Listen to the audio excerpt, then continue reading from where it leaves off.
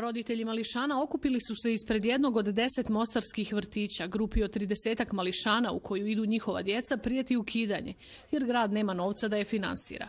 Kažu neće dozvoliti da se koplja lome na njihovoj djeci. Naša djeca to sva ispaštaju.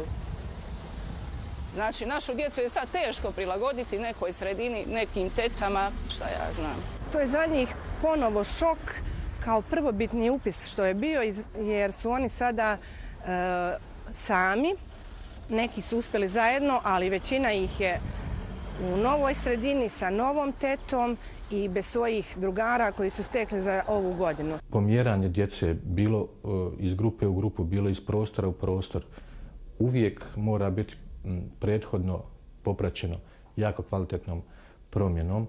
U mostarske vrtiće ide oko 700 mališana i jedna odgajateljica nerijetko sama brine o gotovo 30 djece, a plate su im najniže od svih budžetskih korisnika. Neke od njih ugovor o radu čekaju godinama. S druge strane, vrtići su pretrpani, a svake godine oko 200 mališana u Mostaru ostane bez vrtićkog mjesta. Tako da se stvara jedan ciklus nezadovoljstva i kod roditelja i kod ljudi koji su potplaćeni.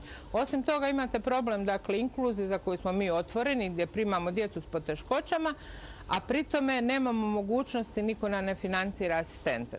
Osim nedovoljno prostora unutar vrtića, ni prostora za igru nema dovoljno. Iz gradske uprave kažu da novca više nemaju. Godišnje, tvrde, iz budžeta izdvajaju 1.420.000 maraka za finansiranje plata uposlenika i materijalnih troškova vrtića.